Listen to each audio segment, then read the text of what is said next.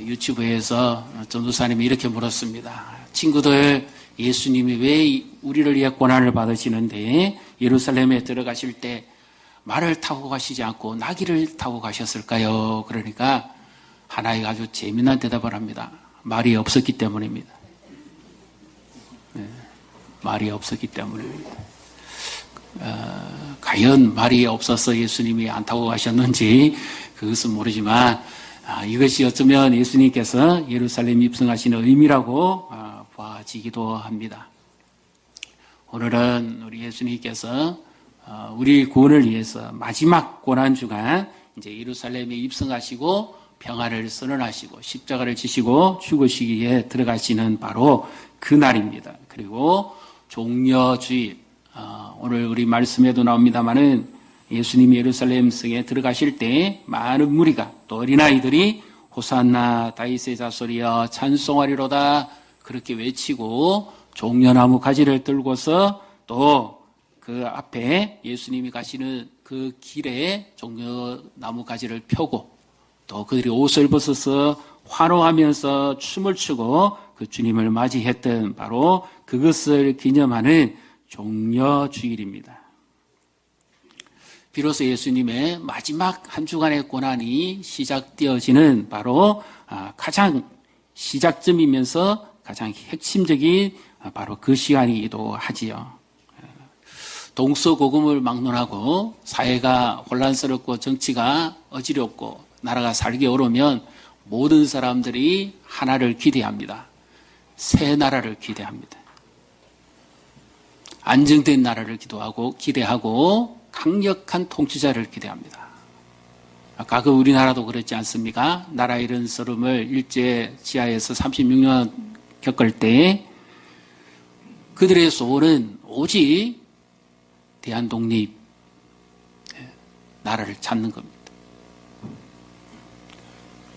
그래서 독립투사가 활동하기도 했고 외국 지사들도 있었고 그 나라 잃은 서름의 그 고통을 겪어봤기 때문에 그들은 어떻게 해서든지 그들의 소원은 나라를 되찾는 거죠. 주권을 되찾는 거죠. 정치를 회복하는 거죠. 그거 외에는 그보다 더 큰 소원이 있었겠습니까? 굶주리고 배고프고 가난한 건 똑같습니다. 마찬가지입니다. 지금 이 시대에도 어쩌면 사람들이 살기 어렵고 힘들다 하면 전부 하나같이 1차적으로 그걸 기대할 겁니다. 과거에도 그랬고 지금도 그렇고 마찬가지입니다. 오늘 예수님이 예루살렘 성에 들어가실 때 이 당시에 로마 제국의 앞에 있었던 유대인들이 기대했던 것도 역시 바로 그거였습니다. 그래서 예수님을 그들은 호산나, 호시안나, 우리의 구원자, 지금 오셔서 우리를 구원하소서 그렇게 외치고 춤을 추고 기뻐하고 환영을 했지요. 왜냐하면 예수님의 소문을 들었거든요. 예수님이 행하신 일들을 알거든요. 그래서 로마의 이 정부를 뒤집어 엎을 만한 가장 강력한 통치자, 어쩌면 다윗의 자손 하는 거 보니까 이스라엘 역사에 가장 번성했던 때, 부흥했던 때 다윗의 왕국을 실현시킬 수 있는 유일한 한 통치자 그러면 바로 예수님이라고 그들은 다 믿고 있었습니다. 그래서 이분이 예루살렘에 들어가시기만 하면 이제 이 나라를 회복하고 그리고 로마조차도 정복해서 온 세상에 진정한 평화가 임할 것이다. 가장 살기 좋은 나라가 될 것이다 하는 그것을 꿈꾸고 염원했던 것이 이들의 마음이기도 합니다. 그런데 예수님이 참 입장하시는 모습은 초라하기 그지없습니다. 예수님이 이들의 기대하는 이 호산나 구원자라면 다윗의 그 왕국을 부흥시킬 수 있는 그런 능력자라면 그리고 로마의 정부를 뒤엎을 수 있는 강력한 통치자라면 나귀를 타고 가셔야 되겠습니까? 왕들이나 유명한 장군들은 승리, 개선을 위해서는 말을 타고 가지요. 준말을 타지 않습니다. 그리고 위험을 떨쳐냅니다. 그 위험 앞에 다 무릎을 꿇는 거죠. 항복하는 왕들도 먼저 그 앞에 가서 무릎을 꿇고 사죄하면서 우리를 살려달라고 그러죠.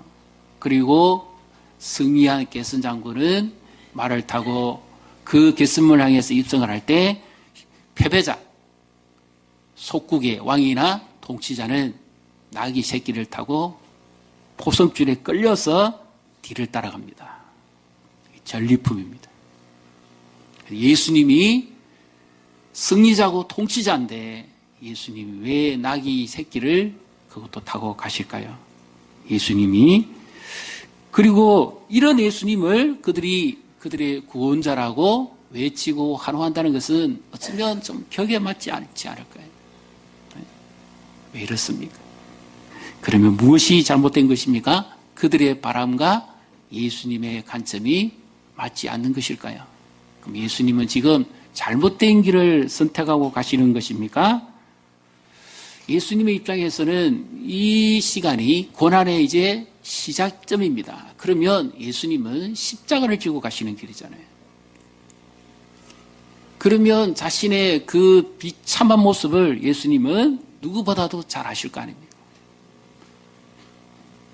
발가벗기셔야 되고 매맞으셔야 되고 가시관을 쓰셔야 되고 온몸에 피가 흘러야 되고 비참하게 십자가에서 죽으셔야 되는 것을 예수님이 직감을 하시면 예수님이 어떻게 하셔야 됩니까? 이 무리들이 이렇게 외칠 때 잠잠하라고, 그리고 입 다물으라고, 그 예수님 아주 조용히 그렇게 마치 사지로 가듯이 그래 가셔야 되잖아요. 근데 왜 이들이 이렇게 기뻐 날뛰도록 예수님이 내버려 두십니까? 이들은 예수님이 생각하고 있는 그하고는 정말 다른 것을 지금 꿈꾸고 생각하고 있지 않습니까? 그들이 구원이라는 것은 그들이 바라는 거였지 예수님이 생각하시고자 하는 것은 다르지 않습니다. 예수님은 십자가에서 죽으실 건데 예수님은 왜 이렇게 하십니까? 오늘 우리에게 이 말씀은 무슨 상관이 있을까요? 우리도 살아가기 어렵습니다. 힘듭니다. 그러다 보면 사람들은 다 자기 나름대로의 어떤 미래를 설계하고 계획을 합니다. 그리고 꿈을 꿉니다. 그것이 이루어지기를 기대하고 있죠. 그러다 보면 더 본질적이고 중요한 것은 놓쳐버립니다.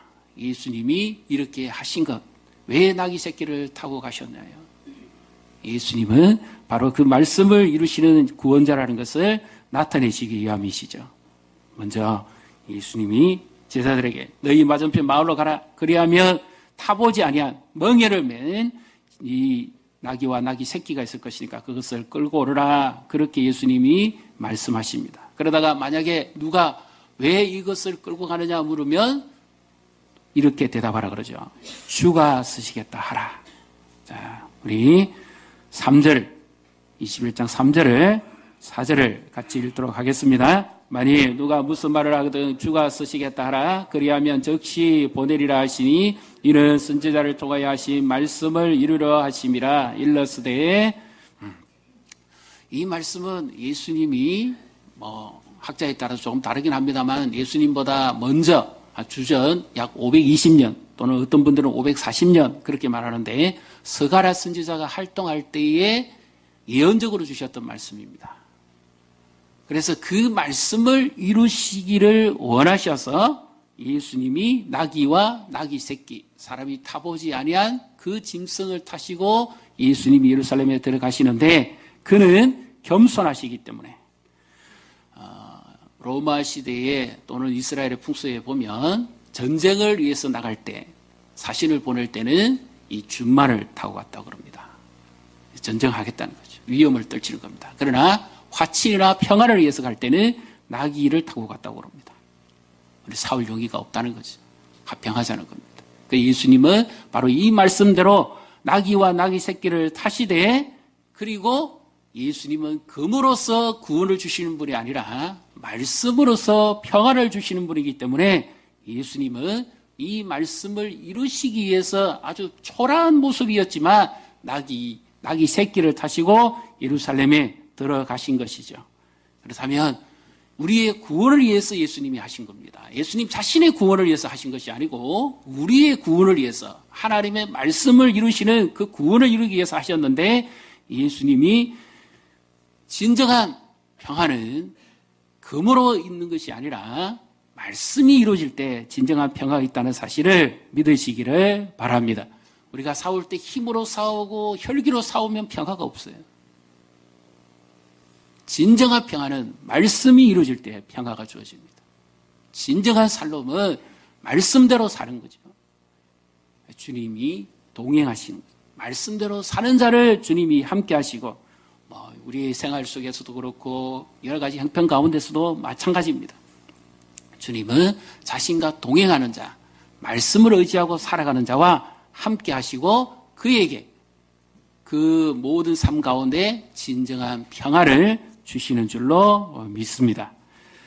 그리고 이들은 그 드러나는 정치적인, 경제적인 부흥과 이런 성장적 구원을 원했고 그런 메시아를 원했지만 예수님이 주시고 하셨던 것은 그 부분도 없을 수는 없겠지요. 진정한 하나님 나라가 임하는데 왜 싸우고 다투겠습니까? 그러면 자연히 그런 문제도 해결되지 않겠습니까?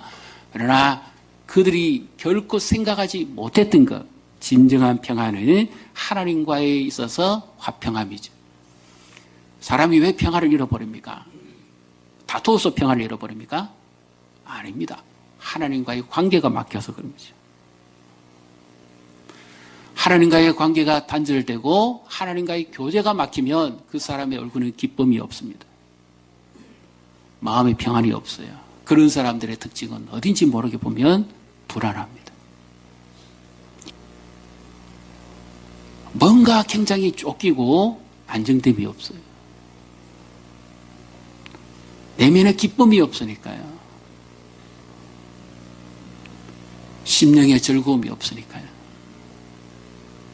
뭔가 불안합니다. 그러나 주님을 만나고 주님과 교제하는 사람의 특징은 심령에서부터 우러나오는 기쁨이죠. 모든 죄를 용서받았고 주님과의 교제가 회복되고 소통되는 사람의 특징은 바로 내면적 기쁨이죠. 그런 자의 삶은 보면 풍성합니다. 그 여유가 있습니다. 쫓기지 않아요. 불안하지 않습니다. 뭔가 믿음 안에서 나오는 당당함이 있습니다. 이건 자만심이 아니라 믿음 안에서 가지고 있는 당당함이죠. 주님이 함께하는 자의 특징은 바로 이와 같은 기쁨의 열매, 평화의 열매가 나타나게 되는 줄로 믿습니다. 그래서 예수님은 바로 우리가 잃어버렸던 평화, 죄로 말미암아서 형벌 아래 있는 진노의 두려움에 쌓여 있는 바로 그 고통 가운데서 벗겨주시는 진정한 평화, 하나님과의 만남, 그리고 죄에 대한 대가로서 두려워 떨고 불안에 떨어야 되는 바로 그것에서부터의 진정한 자유, 용서의 선언이죠. 예수님이 십자가에 지시고 제일 먼저 7마디 기도를 하시는데 가장 먼저 하신 것은 저들의 죄를 사하여 주시옵소서입니다. 왜 불안에 떱니까? 하나님과 화평하지 못하기 때문이죠. 왜 저들이 서로 싸우고 다툽니까? 하나님과 화평하지 못해서 그렇습니다. 그리고 그들이 가장 먼저 시급하게 하게 될 것은 자유도 아니고 빵도 아니고 정치의 회복도 아닙니다. 가장 먼저 해결해야 될 것은 제 문제입니다. 오늘 우리가 하나님 앞에서 제일 먼저 해결해야 될 문제, 용서의 문제입니다. 제사함의 은총을 입어야 되죠. 예수님이 십자가에 달리신 이유도 바로 우리의 죄를 예수님이 대신 담당하시고 죽기까지 하시면서 구원하시는 거 아닙니까? 죄 용서함 받을 때 진정한 평안과 기쁨이 있고 즐거움이 있는 거죠. 예수님은 이들은 지금 이렇게 어떻게 보면 자신하고는 너무 안 맞습니다. 그런데도 예수님은 진정한 구원자로 오시는 것이 맞습니까? 그리고 예수님은 이 실패자들, 어떻게 보면 자기들의 욕망과 자기들의 생각에 가득 차 있는 이들이 외치는 이 호산나 다윗의 자손이여 오셔서 우리를 구원하소서 하는 이 말씀이 정말 예수님과 관련이 있습니까? 맞습니까?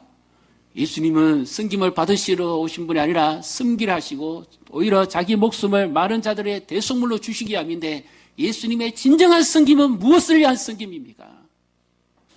예수님은 죄인을 위한 섬김입니다. 하나님을 떠나버린 하나님의 진노 아래 있는 그 죄인들을 건져내시기 위한 섬김이죠. 그런데 이들이 입을 열어서 호산나 다윗의 자손이여 지금 오셔서 우리를 구원하소서 하는 이 입을 열게 하시는 분이 누구일까요? 그들이 하고 싶어서 한 것이 아닙니다. 하나님 아버지가 하게 하신 거죠.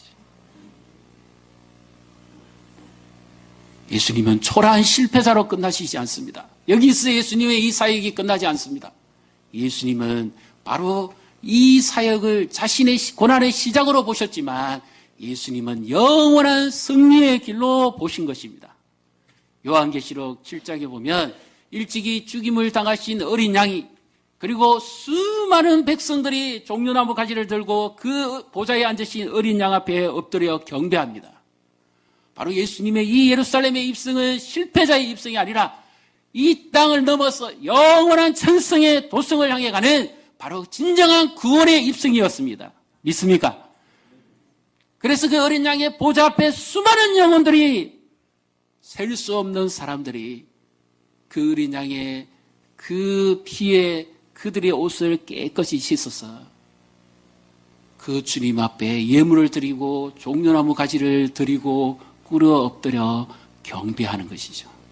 예수님은 자신의 모습이 나귀를 타고 가든지 초라했든지 그것에 관계가 없습니다. 이들이 진정 자신의 구원의 의미를 알고 호산나 했는지 안 했는지 그것도 관계가 없습니다. 우리도 마찬가지 아닙니까? 우리가 하나님의 뜻을 따라서 그 하나님을 믿고 의지하고 살아갈 때도 있지만 때로는 하나님의 뜻을 전혀 모르고 살아가도 하나님의 말씀은 반드시 이루어지는 줄로 믿습니다.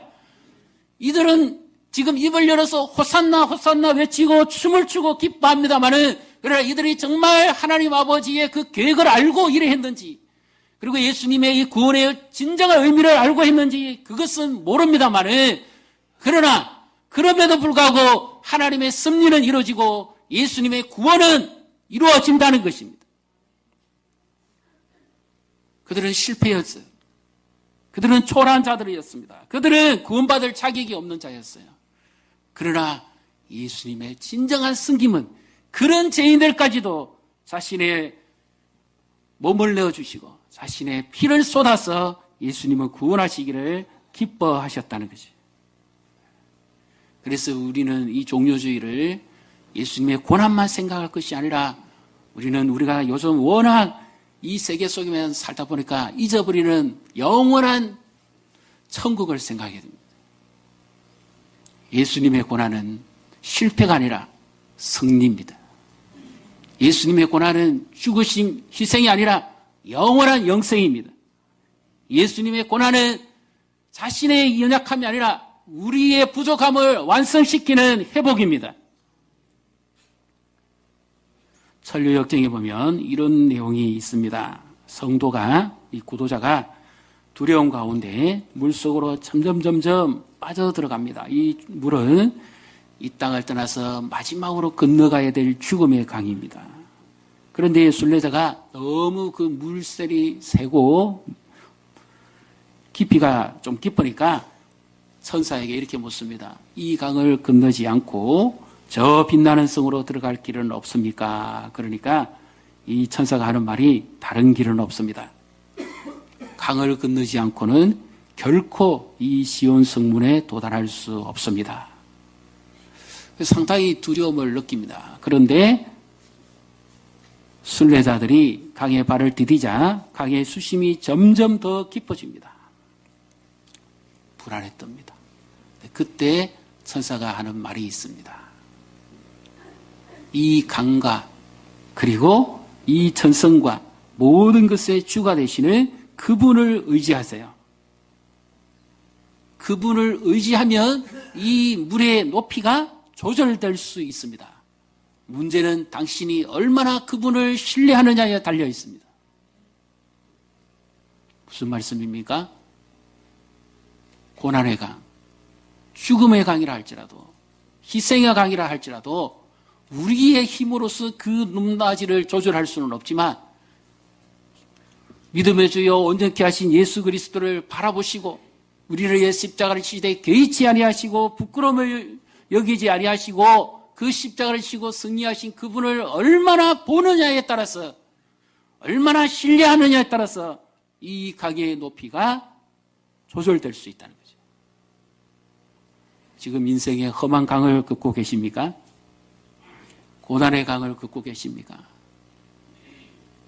질병의 강을 긋고 계신가요? 고통의 강을 긋고 계십니까? 말 못할 상처의 강을 긋고 계십니까? 아니면 죽음의 강에 이르렀다고 생각을 하십니까? 바라봐야 될 대상은 한 분뿐입니다.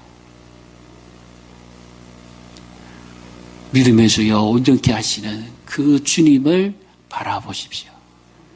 말씀대로 이루시기 위해서 이 땅에 오셔서 우리의 구원자가 되신 그 주님과 동행할 때만이 진정한 평화가 있습니다. 우리가 하나님이 하시는 일을 다 알지 못합니다. 우리가 구원받은 자녀로 살아가면서도 여전히 하나님이 하시는 일, 하나님의 섭리를 우리가 다 모르잖아요. 그런다 할지라도 하나님이 우리를 향한 계획은 이루어지는 줄로 믿습니다. 하나님의 말씀은 반드시 이루어집니다. 문제는 얼마나 그 주님을 신뢰하느냐에 따라 달려 있습니다. 고난의 강의 깊이, 고통의 강의 깊이, 질병의 강의 깊이와 심지어 죽음의 강의 깊이라 할지라도 얼마나 그 주님을 신뢰하느냐는 거죠. 그래서 이사야 43장 이전에 내가 물 가운데로 지날 때에 내가 너와 함께 할 것이라. 강을 건널 때에 물이 너를 침몰하지 못하게 할 것이다. 이것은 이사야 당시에서만 준 것이 아니라 마지막 우리 성도가 죽음의 강을 건너갈 때 바로 그때 이루어질 말씀입니다.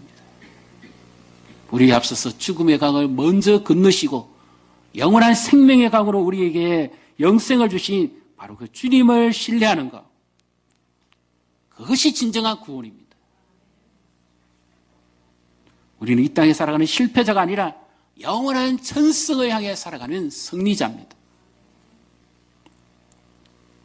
온갖 부끄러움 다 참으시고 하나님 우편에 앉아 계신 그 주님을 바라볼 때 고난 주간이 뭡니까? 예수님의 고난을 되새기는 그것만이 아니라 예수님께서 우리에게 주신 그 승리, 그 영생의 그 기쁨을 우리가 어떻게 흐트림 없이 끝까지 그 주님을 바라보고 살아갈 것인가 하는 것을 다시금 되새기는 것이 진정한 고난 주간인 줄로 믿습니다. 우리가 바라봐야 될 분을 제대로 바라보는 거, 십자가를 바라보는 것은 나무 형태를 바라보는 게 아니죠. 어떤 아이가 그래요. 아빠, 저 교회는 십자가 불이 꺼졌다. 그 십자가 의미 없습니다. 진정한 십자가, 내 마음에 새겨진 십자가, 예수님이 나를 대신해서 죽으신 그 십자가, 대속의 십자가, 그 십자가가 능력이 있는 줄로 믿습니다. 험한 십자가에 능력이 있습니다. 주님과 함께하는 자에게 진정한 평안이 있습니다. 우리는 그날을 기대하고 소망해야 됩니다. 이 땅을 살아가면서 병들 때 있고 아플 때 있고 힘들 때 있습니다. 어려움 당할 때 있고요. 정치적으로 어려울 때도 있고 힘들 때도 있습니다. 그러나 그럼에도 불구하고 하나님의 뜻은 반드시 이루어진다는 것입니다.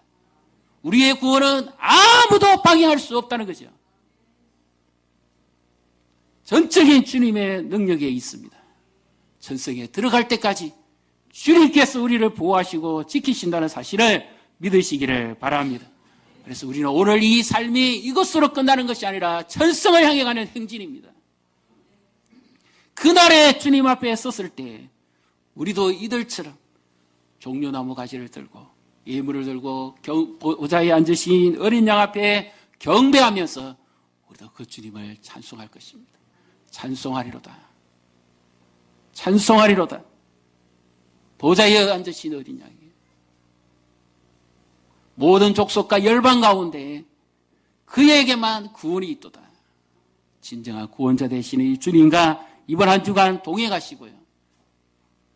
우리가 깨어서 기도하십시다. 주님과 교제하면서 기도로 깨어서 주님이 가신 십자가를 우리가 체험할 수는 없어요. 이거는 잘못된 건 중세적 방식이고 지금 필리핀에서 하고 있는 거죠. 그건 아닙니다.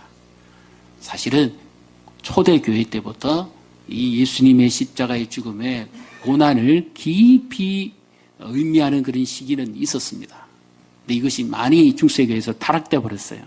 그러나 진정한 회복은 주님과 함께하는, 동행하는 거죠. 그래서 이번 한 주간에 우리가 뜻을 정하시고 고난 주간에 주님의 고난도 되새겨 보시면서 우리에게 영원한 승리를 주신 그 주님과 함께 진정으로 기뻐하고 우리의 삶 속에서 승리를 이루고 그 주님과 함께 동행하는 것이 진정한 고난의 의미고, 그리고 우리에게 영원한 승리를 주신 그 주님의 그 천성을 바라보고 살아가는 것, 이것이 진정한 성도의 축복인 줄로 믿습니다. 이를 하나님의 은혜가 저 우리 성도님과 교회 가운데 임하시기를 주님의 이름으로 축복합니다.